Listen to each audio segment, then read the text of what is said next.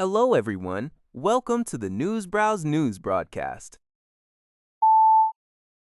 UPI reports that the United Kingdom's Maritime Trade Operations, UKMTO, confirmed on Thursday that a Honduran-flagged vessel identified as the Huai Chuan was seized by Iranian forces northeast of Fujairah, United Arab Emirates.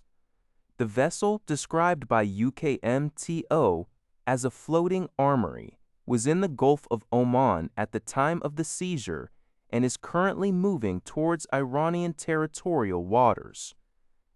Its operators stated it was storing weapons for protection against pirate attacks. This incident occurred just one day after an Indian-flagged vessel, the Haji Ali, sank off the coast of Oman following an explosion believed to be caused by a drone or missile.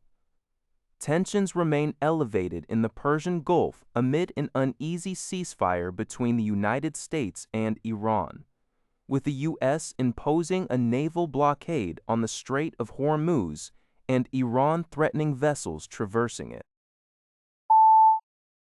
CBS News reports that Ukraine's capital, Kyiv, and other major cities have endured massive and virtually non-stop aerial barges from Russia over the past 2 nights, resulting in at least 7 deaths in Kyiv and 20 people still missing.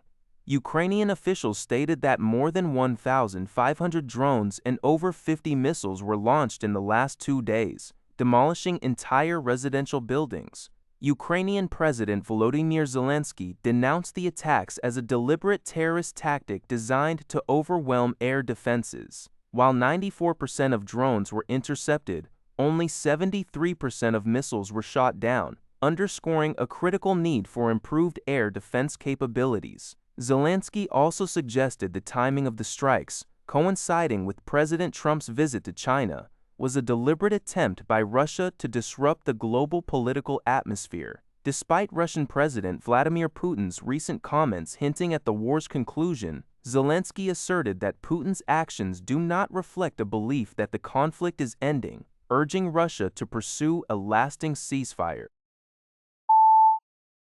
Al Jazeera reports that during the first day of U.S. President Donald Trump's visit to China, he and President Xi Jinping exchanged toasts, highlighting their relationship as the world's most consequential. Xi cautioned that failing to manage this bond would create a very dangerous situation, emphasizing, "We must make it work and never mess it up."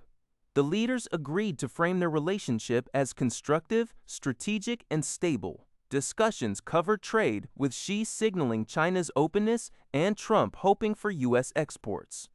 They also touched upon Taiwan, where Xi warned against conflict if not handled carefully, though Trump avoided reporters' questions on the matter. The ongoing U.S.-Israel war on Iran, which entered its 76th day, was also addressed, with both agreeing on an open Strait of Hormuz and Iran not having nuclear weapons. According to Leonie Zobao, an analysis suggests that U.S. President Donald Trump approached negotiations with Chinese President Xi Jinping from a weak position during their recent summit in Beijing.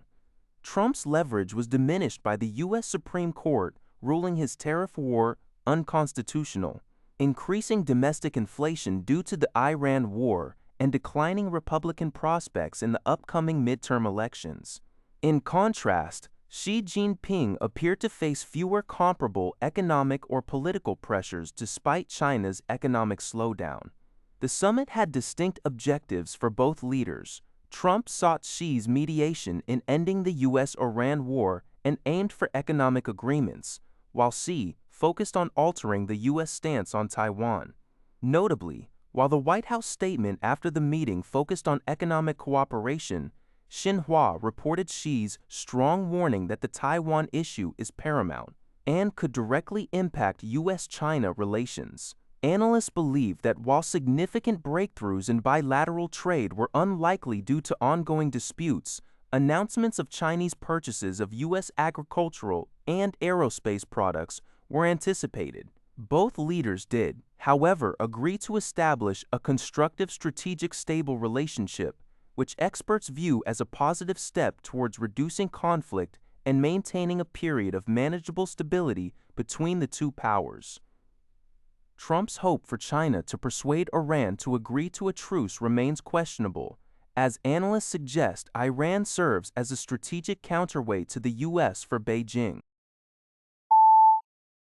From Metro.co UK, former Queen Margrethe of Denmark, at 86 years old, was rushed to Rigshospitalet, Copenhagen's largest public and teaching hospital, on Thursday afternoon after suffering a heart attack. The royal household released a statement confirming her admission for observation and further tests over the weekend, adding that Her Majesty is tired, but in good spirits. Queen Margrethe famously abdicated the throne in 2024 after a 52-year reign, becoming the first Danish sovereign in nearly 900 years to willingly step down. Her decision was partly attributed to her health, including extensive back surgery in late 2023. Despite her abdication, she retains her queen title and continues to undertake royal engagements, though she has faced multiple hospitalizations since her surgery, including a fall and contracting a cold. That's all for this video. Thank you for watching. See you in the next video.